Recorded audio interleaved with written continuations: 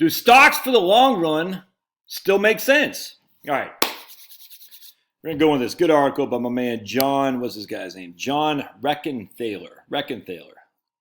There's John Reckenthaler. All right. And it's from Morningstar. So one of y'all sent this to me. Forgot who. Sorry, brother. Can't remember your name. I got you. I see you right there in your email. I just can't remember who sent this to me. So we all remember Jeremy. Let me just, oh, I have my pause. Well, let me just go over and show you on my library, my biblioteca, as we say in the wonderful language of Spanish. We'll show you the Jeremy Siegel books, Stocks for the Long Run, which you can see up here, right up in there. Stocks for the, where are they? Right there. Oops, ah, man, ouch, that hurt. Right there, Stocks for the Long Run, right there. All right, so you can see, just in case you're wondering what other, whatever that is, in case you're wondering what other this is a good book, The End of Wall Street, right there, great book. And then you got Ludwig von Mises, Human Action, great book. Ooh, when no one would listen, Marco Polis. Anyway, a couple good books in there. Some I haven't read, but they look good on a shelf. Many I have. I have read Human Action. Haven't read that in a long time. But anyway, so Jeremy Siegel is the one who started the whole stocks for the long run thing. I like Jeremy Siegel. Big fan, long time. He's, I don't want to say a perpetual bull, but he's along those lines. Kind of like my man over at First Trust Advisors, Brian Westbury, who I like a lot too. But the whole point about stocks for the long run is that if you can hold your stocks for 20 or 30 years, you'll probably make a lot of money in stocks. And no one's guaranteeing a thing, and no one's saying it's definitive, but you'll probably make a lot more money in stocks than bonds. And everyone has taken to that as if it's sacrosanct, as if God said to Moses, put on the 11th commandment, stocks for the long run. And we've all taken that. And my argument has always been the long run never happens. You never arrive at the end of the long run.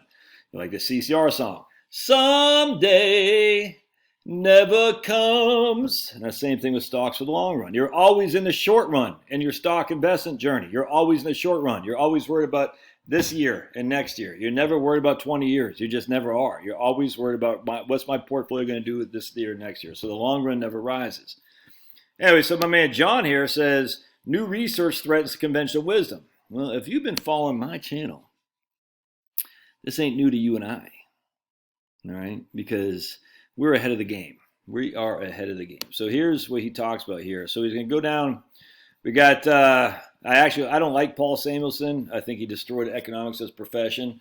And remember, in 1989, he said the Soviet Union would overtake the United States in terms of economic activity. And of course, that year it proceeded to go. It's kind of funny. But he won a Nobel Prize, so he must be smart. All right. So Nobel Samuelson says, while equities usually triumph over the time, their losses can be just devastating when they do fail. I completely agree with that 100%. All right. Now, Bob wants to come up. Come on, baby.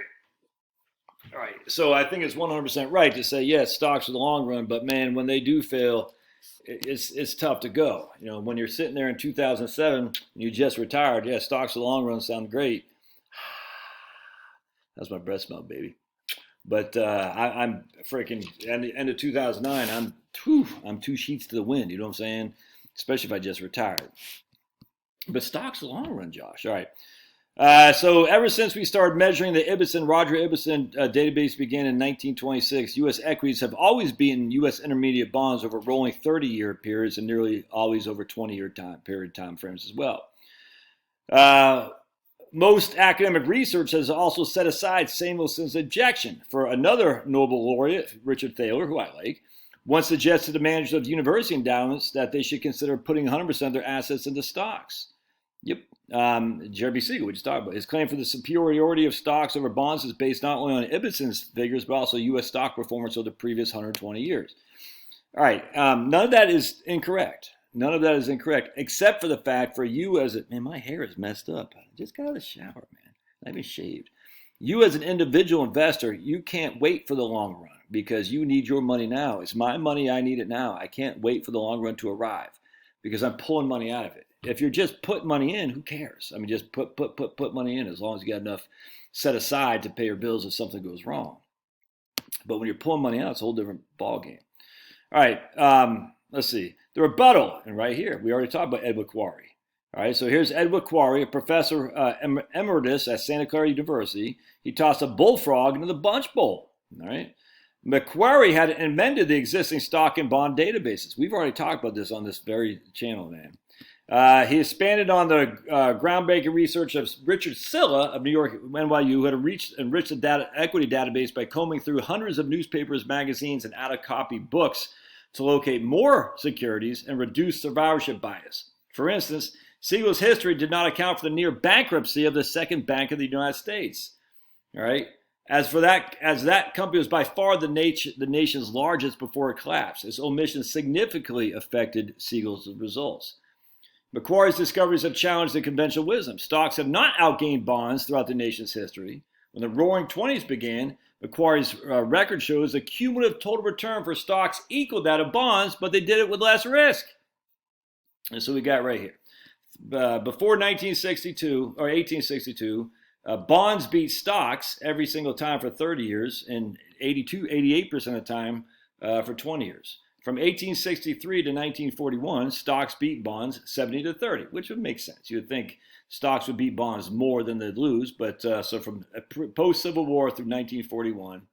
And then from 1942 through 2019, stocks have handily beat bonds in any given 30-year time frame. Actually, it's a good point. John says, beware frontier stock markets, 100%. So emerging stock markets, beware. Absolutely. I completely agree with that. But anyway, but he doesn't say from the Civil War through the beginning of World War II, stock performance improved, the equities besting bonds 70% of the time. Yep. But Macquarie states these results make stocks far from a sure thing. Perhaps stocks will outgain bonds, perhaps not. Their reputation for long-term dominance derives solely from the post-World War II, from the 40-year period from the early 40s through 1980s. I 100% agree. So check this out. In fact, he says international stock databases have also improved, whereas before we gave international stocks a 6.6% average rate of return, but now we've improved the database with getting rid of survivor bias, and now it's only 4.4. So international stock market has only averaged 4.4.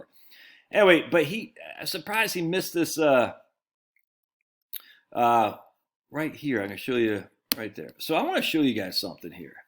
Can y'all see that? Someday never comes. I'm here to tell you now, each and every mother's son, you better learn it fast, you better learn it young, because someday. So we're going to take 50,000 in the U.S. S&P 500, and we're going to put 50,000 long-term U.S. government bonds. And we're going to start in 1948. We're going to end, let's go to 1968 for giggles here. So we start with 50. Our final amount in U.S. stocks was 880.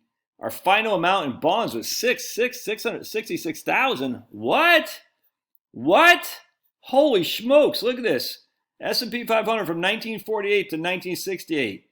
It went from 50 to 880. 880. This is using my man Dan Kulibert's stuff here that he has at the I can't remember the name of the website now. I forgot. Sorry. Bonds, on the other hand, he started with 50,000 bucks. They ended at 66,000 schmackaroonies. What? Look at that. So now let's go from 1969. Let's just actually add to 19. We'll go to 1980, 72 right there. Let's see what we're looking like there. Someday never comes. I'm here to tell you now, each and every mother's son, you better learn it fast, you better learn it young. All right, look at that. 1972, 50,000 became almost a million in the S&P 500. 50,000 was only 80,000 in bonds. All right, so now let's go to 1972 in stocks. All right, blink. We'll go to 1981. Let's see what it looks like here. All right, I don't know what the answer is going to be. We took 50,000 schmackaroonies.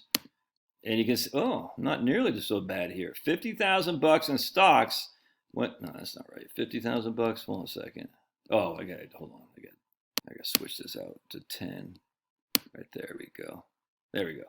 50,000 in stocks only went to 93,000 over the next 10 years. 50,000 in bonds went to 66,000.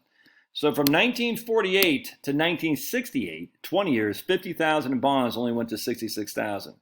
From 1972 to 1981, 50,000 in bonds went to 66,000. 50,000 stocks in that same time only went to 93,000. That beat stocks, bonds, don't get me wrong. That whole changed the timeline. Now let's go to 82, excuse me. All right, let's go to 1982 to 2011. Just want to show you guys something here. To 2011. All right, and we're going to go, that's 30, I think that's 30 years. Yeah, 30 right there. And what? Stocks 1.15 million, bonds 1.14 million. Now stocks did beat bonds. Well, let's go down. Stocks went from 1 million in 1999 to 676,000 in 2002. Bonds went from 1 million in 1999 to 1.4 million in 2000. What is that? Excuse me. I scratched that. Bonds went from right there 473,000 in 1999 to 580,000 right there. 578,000 in 2002. That's kind of weird. Stocks went to 774,000 in 2008. Bonds were at 961,000 in 2008. Yeah, so stocks fell from, look at that, from 1.01 million to 774,000. Bonds, and that was, then we had, I mean, look at that. Look at that decline. Bonds went from 766 to 961 that same year. 1.14, 1.15. You see that right there? It's a $10,000 difference with significantly less volatility. Significantly less. We got one down year here, one down year there, one down there, one down there. 5 down years total. 5. Isn't that crazy? 5 down years. Stocks, we didn't have that many down years either. We had 1, 2, 3, 4, 5. But look at of the 5, look, 4 of them were nasty. So the point being is stocks in the long run in the modern era, because that 1948 to 1968 time frame was just so decimating. And Macquarie talks about that in his research. He goes, any time and any comparison of stocks versus bonds in this century or last century, if you use that 20-year time frame, stocks will always win by far, because that 20-year was so significantly more for stocks over bonds. You take away that 20-year time frame, it's a whole different ballgame. Now, this last 10 years has been bad for bonds relative to stocks. I mean, watch. We'll go to 2011. 2011. But just real quick, though, I just want to go again. So remember, we had 1.2 million and we're at 774,000. We lost 500,000 bucks. Are you sitting there saying, well, stocks in the long run, Josh? I'm like, but you're pulling money out of it. No, stocks in the long run. You know, if I can hold it for 20 years, it'll be fine. Yeah, if you can hold it for 20 years. I'm not saying stocks are bad investment. I'm just saying this whole idea that it's like you're chasing a dragon, man. It's like you're a heroin addict. I got to get the dragon. I got to get the dragon. You're never going to catch it, because the long run is always the long run. When you go from 1.2 million to 775,000 in 1 year, you're not sitting there thinking, well, 20 years from now. I'm like, dude, I'm already 78 years old. I'm pulling money out. I can't afford another one of these things, because I don't know what I don't know. I don't know if next year is going to be any different. You just don't know. Yeah, so let's go. I want to go here to 2012. All right, and we're gonna go. This only goes to 2019. Nah, that's next. Anyway, we'll do it to 2019. I don't get the updated one. I forgot. Pablo.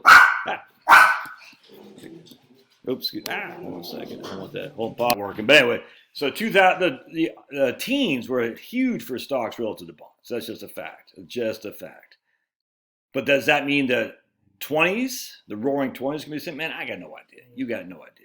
But the stocks in the long run, yeah, if you're just starting out, like I was just talking with Maddie yesterday, we set up her 401k with her company. You know, we went 20% international, 30% small, 50% large, no bonds, and she's doing 401k, and she's doing Roth for hers, and her company's going to match into the pre-tax. And come on, baby. Yeah, if you're plugging money in on a regular basis, go crazy with stocks. Assuming that you have enough to pay your bills if things go south. If you're pulling money out on a regular basis, that's crazy, man. That's crazy. All right. Love your thoughts. Don't forget, if you're on locals tonight, 8 o'clock Eastern time, 8 p.m., we'll be going locals live. If you want to participate, $5 a month. You can still watch. I just don't think you can comment unless you're in active participation. So I'd like that $5 a month. $5. Separate you from, lighten your wallet with $5 a month to my locals channel. All right. God bless.